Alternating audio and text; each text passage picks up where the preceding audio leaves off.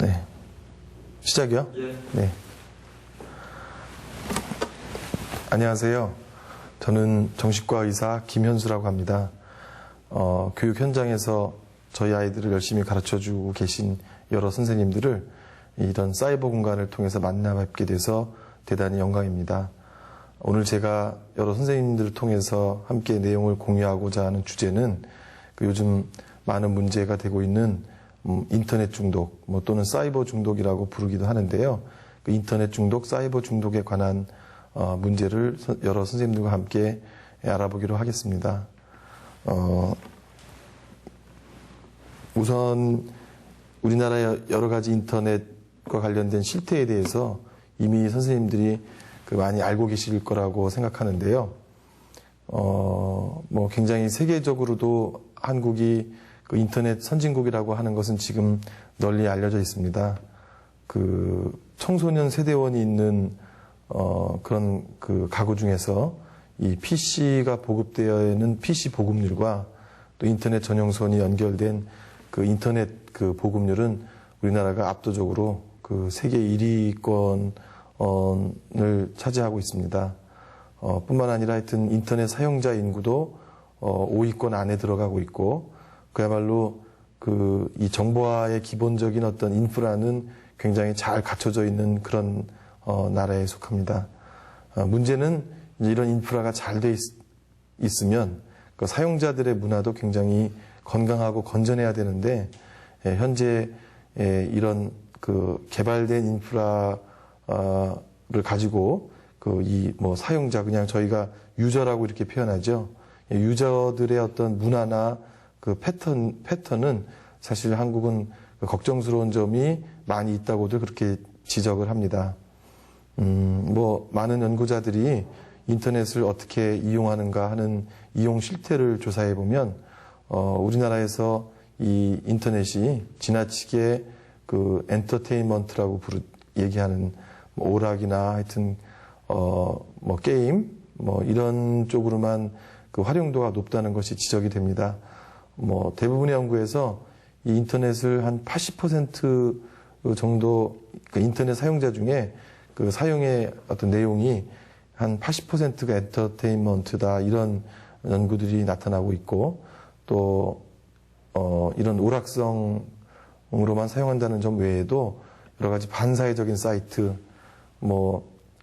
한때 이제 사회를 시끄럽게 했던 자살 사이트니 폭탄 사이트니 또 각종 엽기적인 그런 사이트들이 생겨서 우리 청소년과 이 아동들에게 굉장히 혼란을 줬던, 또 사회 전반에 혼란을 줬던 그런 일들을 여러 선생님들은 기억하시고 있을 거라고 생각이 됩니다. 굉장히 많은 인터넷이 보급됐는데 과연 유저들의 어떤 그런 현실은 어떤가, 이제 이런 얘기를 시작으로 해서 오늘 인터넷 중독 얘기를 지금부터는 본격적으로 말씀을 드리겠습니다. 지금 이제 과연 인터넷 중독이 실제로 존재하느냐, 이런 게 가장 흔한 논란입니다. 다른 용어로는 이제 사이버 중독이라고 이렇게 표현하기도 하는데요. 과거에 이 TV나 라디오가 있을 때도, 라디오가 처음 나왔을 때도 이 매스컴에서나 학자들이 TV 중독이다,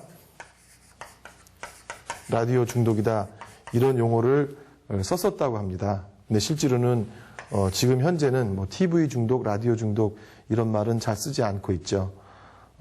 그래서 지금 일부 학자들이나 또 연구하시는 분들은 인터넷 중독이라는 이 말도 이렇게 그냥 시대적인 조류, 어떤 문화적인 현상으로 나왔지, 정말 이것이 하나의 독립적인 어떤 그런 병 내지는 질환, 그렇게 과연 확립이 되어질 수 있을까, 이런 의문을 지금 내 의문을 이렇게 갖고 계신 분들도 많을 거라고 그렇게 생각이 되는데요.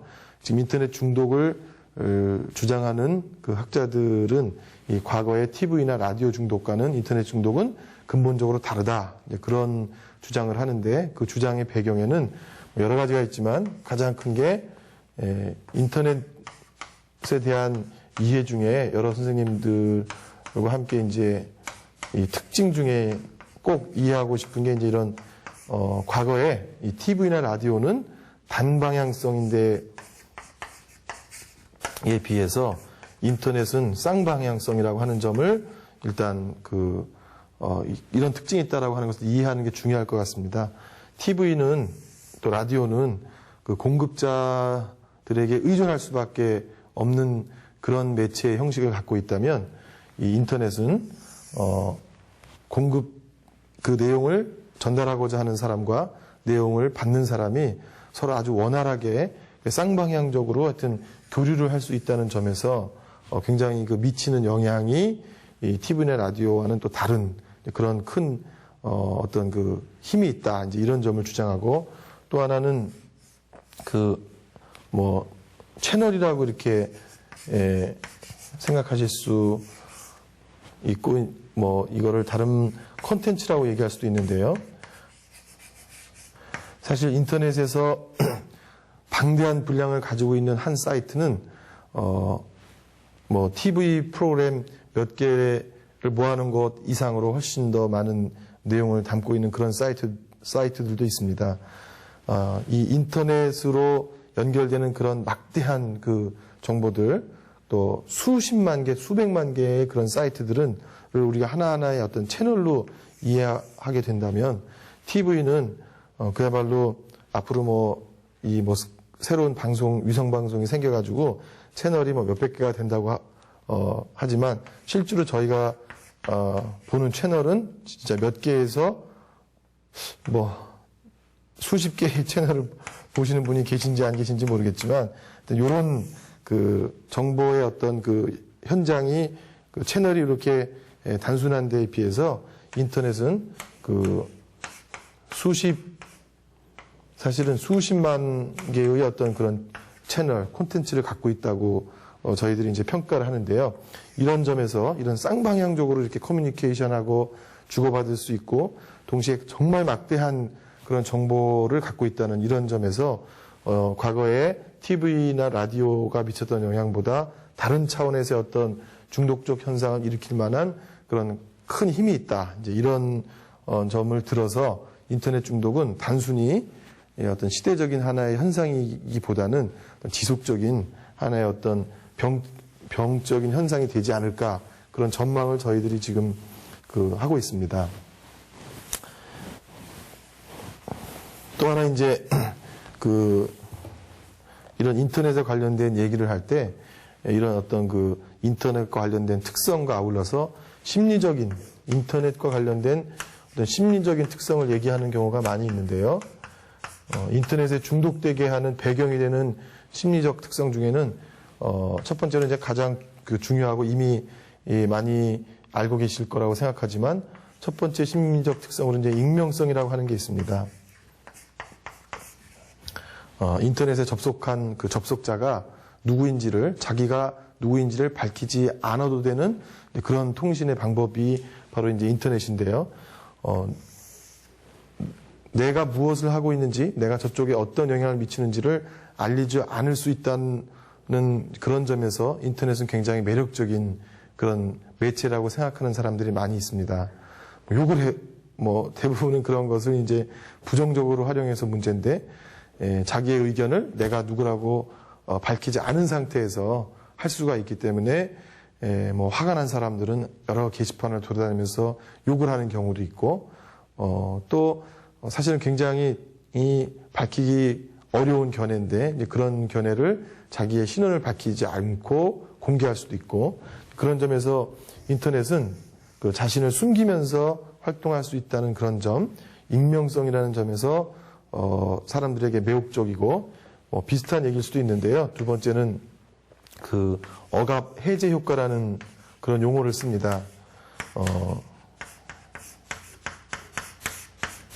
이 부분 가지고 여러 가지 또 인터넷의 특성을 설명하는데 사이버 범죄, 여러 형태의 사이버 범죄를 설명하는 기본적인 어떤 배경 이론이 이런 억압 해제 효과로 설명을 하고 있습니다. 다시 말해서 사람들이 인터넷에 접속을 하게 되면 평상시 자기가 억압했던 그런 욕구를 억압했던 것을 해제해서 그야말로 어떤 쉽게 말하면 본색 또는 본색이 드러날 수 있다. 뭐 이런 얘기고, 특히 이 중에서도 사회적인 의식이 많이 이제 사회적인 의식이라고 하는 게 어떤 면에서는 자기 마음대로 하고 싶은 개인적인 욕구를 컨트롤하는 어떤 그런 역할을 하는 건데, 이 인터넷을 통해서는 사회적 의식이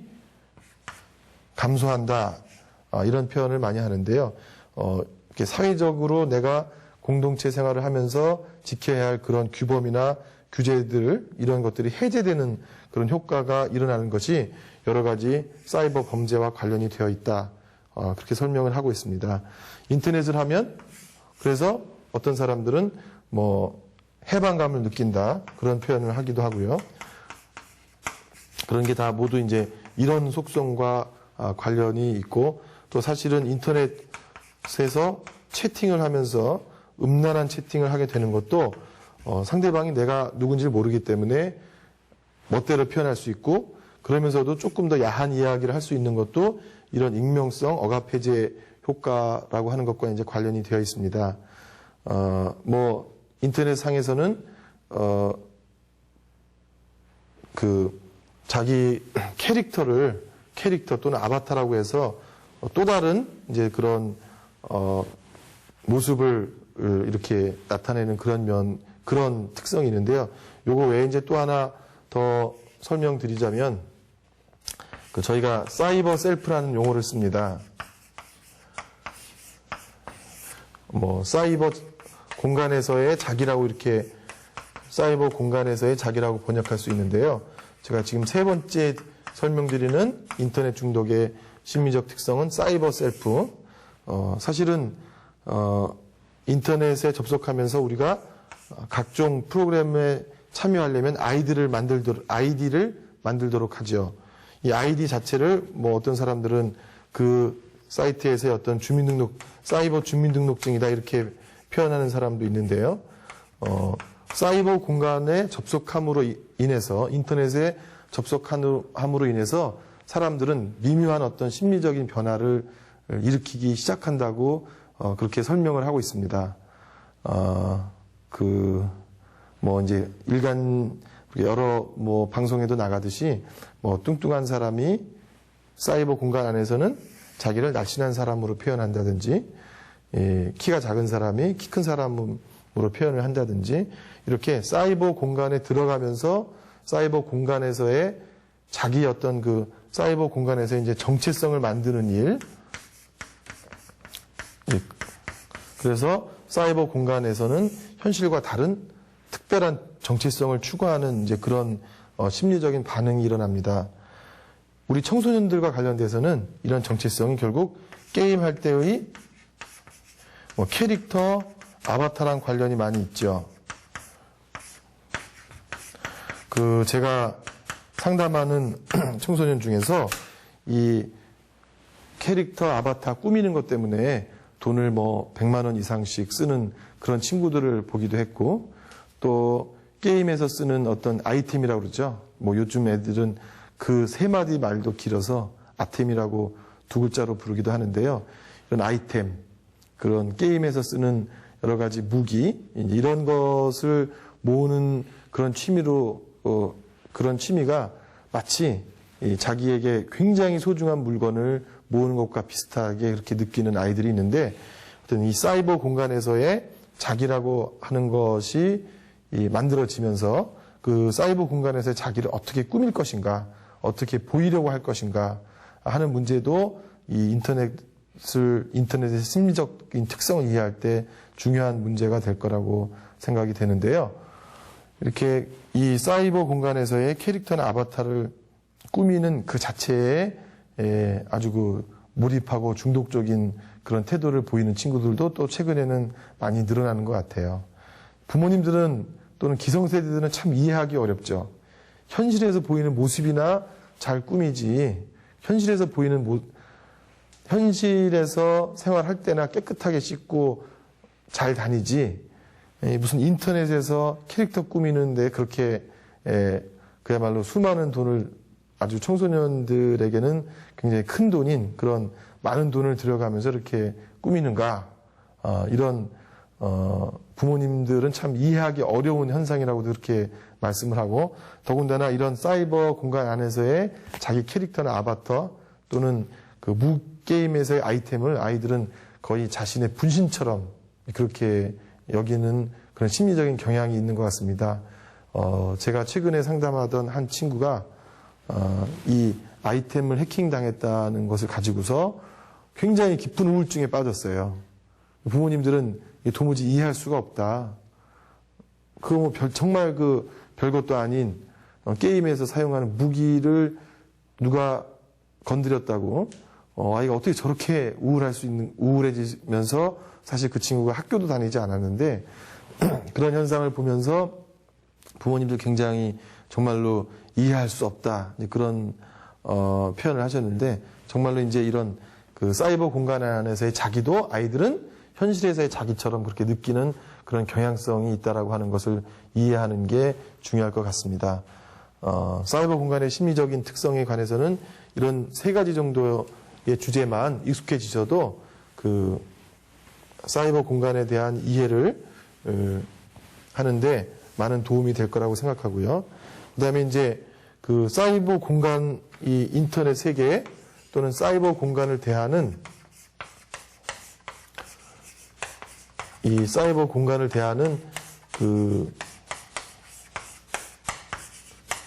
태도에 있어서의 세대적 차이에 대해서 이해하고 계시는 것도 굉장히 중요할 것 같은데요. 인터넷 세계 또는 사이버 공간을 단순히 인터넷을 하나의 툴, 그냥 어떤 정보 생활을 하는 도구로서 생각하는 그런 단계의 사람들이 있고, 또 어떤 사람들은 인터넷을 도구이면서 동시에 사람을 만나는 어떤 장소 내지는 어떤 사람들은 이거를 시장이라고 표현도 하는데요. 하나의 어떤 장소나 시장, 하여튼 하나의 어떤 공동체다, 이렇게 하나의 이제 사회다, 이렇게 생각하는 단계의 사람들이 있고, 또 하나는 이 인터넷 세계 사이버 공간이 어떤 하나의 존재 양식이다, 이렇게 생각하는 사람도 있습니다. 존재 양식이다, 또는 이건 필수적인 어떤 생활 방식이다, 이렇게 생각하는 사람들도 있고요. 좀 전에 말씀드렸던 이 사이버 셀프, 사이버 공간 안에서의 자기에 대한 이 세대적 격차가 일어나는 이유는 그런 인터넷 세계 사이버 공간을 어떤 개념으로 바라보느냐에 따라서 굉장히 차이가 나는 거라고 볼 수 있는데요. 대부분의 어떤 40대 이상의 세대는 이 첫 번째 단계나 두 번째 단계, 대부분은 사실 한 첫 번째 단계 정도의 생각에 머무르고 이 두 번째 단계까지도 굉장히 이해하기 어려운 경우가 많이 있죠.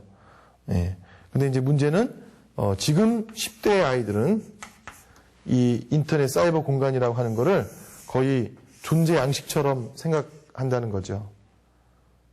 존재 양식처럼. 다시 말해서 내 삶에 없어서는 안 될 가장 중요한 요소 중에 하나로 이 사이버 공간이 자리를 잡아가고 있다고 하는 거죠.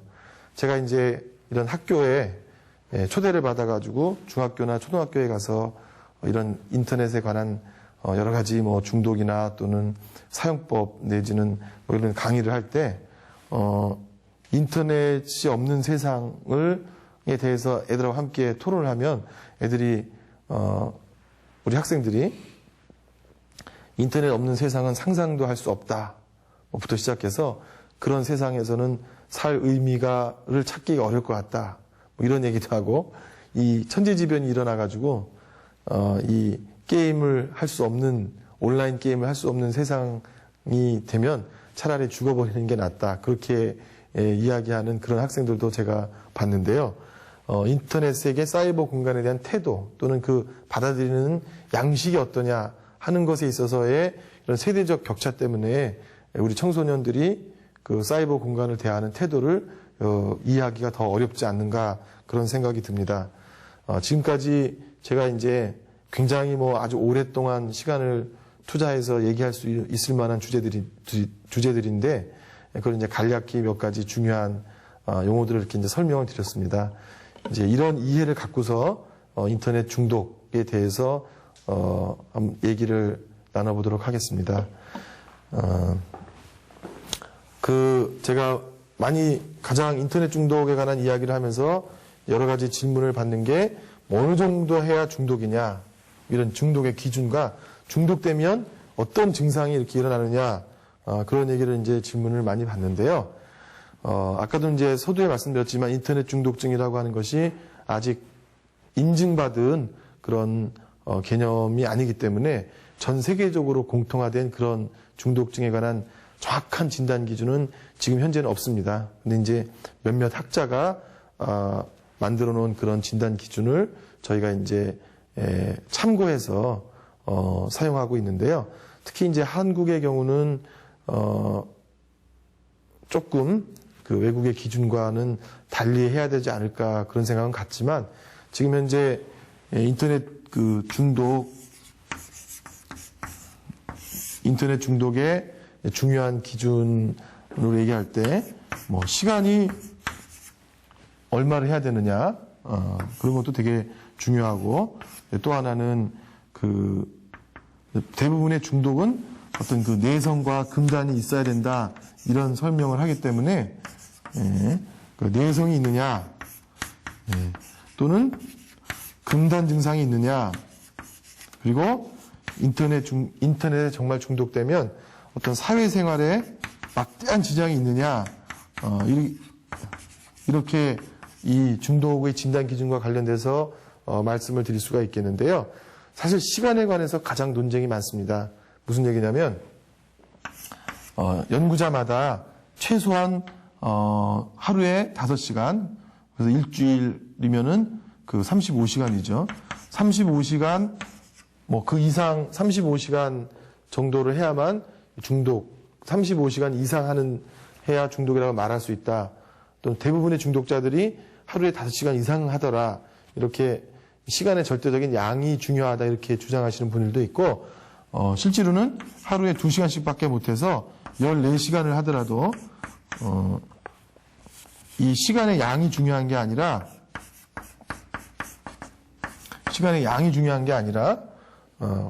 어떤 그 조건 때문에 환경적인 조건 때문에 하루에 2시간밖에 못하지만 머릿속이 온통 게임 생각에 채팅 생각에 그런 생각으로 가득 찼다. 그리고 책가방안을 열어보면은 어느 학교에서 그 어떤 선생님이 아침에 등교하는 학생들에게 이제 그 가방 검사를 했는데 예를 들어서 100명이 등교하는데 한 20-30명한테 그 게임에 관한 게임 잡지나 게임 매뉴얼이나 이런 책자가 있었다고 하더라고요. 그리고 곁들여서 이제 만화책도 많이 이렇게 있고 그랬다고 하시던데 그렇게 게임은 실제적으로는 많이 하지 못하지만 그 게임에 관한 생각에 사로잡혀서 하루를 보낸다. 밤에 게임 잘할 수 있는 전략자고 누굴 함께 팀을 이뤄서 할까 이렇게 생각에 사로잡혀 있는 것도 이제 그 중요한 변수가 되기 때문에 절대적인 시간이 중요하진 않다. 이렇게 주장하는 학자들도 있습니다. 현재 이제 대충 그래도 몇몇 중요 학자들이 연구한 그런 것에 보면은 하루에 하여튼 4시간 이상 하는 사람들은 어떤 중독적인 현상이 있지 않겠느냐 이제 그렇게 주장을 하고 근데 내성이라고 하는 거는 자꾸 사용 시간이 늘어나는 걸 말하죠. 어떤 일정한 기간에 한 2시간 하다가 2시간 하면서 만족을 받는데 시간이 지날수록 2시간으로는 도저히 만족이 안 되고 3시간, 4시간 이렇게 사용 시간이 갈수록 증가하는 그런 사용 시간이 갈수록 증가하고 또 이제 금단이라고 하는 거는 하다가 그만뒀을 때 또는 하지 못하게 됐을 때 일어나는 반응을 두고 하는 말인데요. 그 인터넷을 사용하다가 뭐 강제적으로든 아니면 어떤 환경적으로든 사용하지 못하게 됐을 때 짜증나고, 뭐 짜증이 나고, 그 다음에 아주 궁금해서 견디지를 못하고, 그 다음에 때로는 어떤 신체 행동으로 자판을 두드린다든지 그런 것도 나타나고, 그 다음에 이제 뭐 집중도 안 되고, 집중도 안 되고, 짜증은 늘고, 뭐 이런 모습들이 이제 금단이 아니냐 이렇게 얘기를 하는데요. 그래서 자꾸 다시 하고 싶은 갈망이라고 그러죠. 갈망이 증가하고, 이런 금단이 있느냐 없느냐도 중요한 진단 기준이 되고요. 그 다음에 이제 실제로 그걸 함으로 인해서 막대한 사회생활에 영향, 지장이 있느냐. 뭐 학생들이야 성적 떨어지고 가족과 관계가 나빠지고 또래 관계가 변하고 뭐 그런 걸 말하는 거고, 이제 성인 또는 직장인들은 직장에 잘 나가지 않으려고 하고, 아니면 직장에서의 어떤 생산성에 큰 영향을 미치고 또 가족과의 관계가 나빠지고 뭐 이런 것 등등을 말합니다. 이런 요소들에 있어서 어떤 발견되는 상황들이 많으면은 인터넷에 중독됐다, 이제 그런 표현을 쓰고 있습니다. 실제로는 요거보다 상세하게 미국의 정신과 의사인 골드버그라는 사람이 만들어 놓은 진단 기준표가 있는데요. 그 진단 기준표는 이제 요거를 조금 더 상세하게 이제 설명을 한 그런 이제 표가 있습니다. 그 표를 이용해서 중독의 진단 기준을 하고, 또 그런 이제 골드버그의 진단 기준표를 이제 참고해서 활용하실 수도 있고, 그 다음에 킴벌리 영이라는 미국의 이분이 이제 심리학자인데요. 이분이 예전에 처음에는 8개짜리 진단 기준을 만들었다가 지금은 20개의 어떤 자가 진단 기준 표를 만들어 가지고 그거를 체크를 해서 인터넷에 건강한 사용자인지, 그러니까 평범한 사용자인지 아니면 문제가 있는 사용자인지, 아주 심각한 중독적인 사용자인지를 구분하는 그런 자가 진단표를 개발했습니다. 그래서 이 자가 진단 기준표는 사실 여러 인터넷 관련된 사이트에서 찾아보실 수 있는데요. 이 표를 사용해서 학생들에게 현재 인터넷 사용 실태, 심각성이 어떤지를 한번 이렇게 체크해 보시는 것도 도움이 많이 될 거라고 제가 생각이 됩니다. 이런 중독의 기준은 이런 개념과 이런 기준표를 사용하시면 도움을 많이 받으실 수 있다고 생각하고요. 지금부터는 그러면 이제 중독 증상에 대해서 몇 가지만 이제 말씀을 드리겠습니다. 중독 증상에서 이제 가장 널리 지금 소개되어 있는 것은 원래 이제 이 중독 증상을 소개했던 킴벌리 영이라는 학자는 이제 1분만 더라고 이렇게 표현했는데요. 학생들이 또는 뭐 인터넷 사용자가 바로 중단해야 할 때 바로 중단하지 못하고 자꾸 시간을 연장하는 그런 태도를 보이는 1분만 더 증상이라고 하는 원모어 미닛 신드롬이라고 이렇게 부르는 것도 있고요. 그 다음에 이제 잔영 현상이라고 해가지고 인터넷을 많이 하다 보니까 머릿속에 인터넷과 관련된 장면이 잔뜩 남아서 마치 눈앞에서 인터넷을 하지 않고 있는데도 뭐 게임이나 채팅 사이트 장면이나 이런 것들이 막 눈앞에서 돌아가는 것 같은 그런 잔영 현상을 이제 또 대표적인 중독 증상 중에 하나로 얘기를 하는데요. 뭐 실제로는 막 꿈에도 나타나고, 뭐 아이들이 일종의 뭐 착시 현상도 나타나고, 뭐 그런 것을 아주 심하게 중독된 그 사람들에게서는 이제 이런 것을 경험하기도 한다는 얘기를 제가 이제 직접 들어보기도 하고 그랬습니다.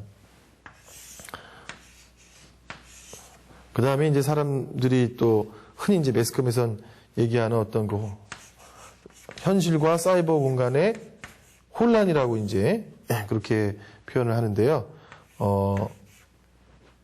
이미 사실은 채팅하거나 인터넷 사이버 공간에서의 많은 그 새로운 용어들이 나오면서 그 현실에 많은 영향을 미쳤죠. 대표적인 게 하여튼 그 언어의 문제인 것 같아요.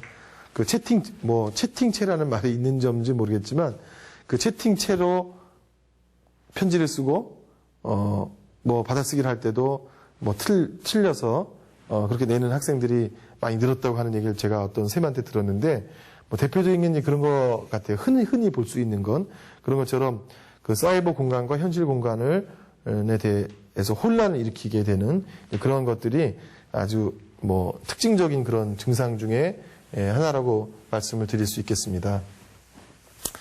그럼 이제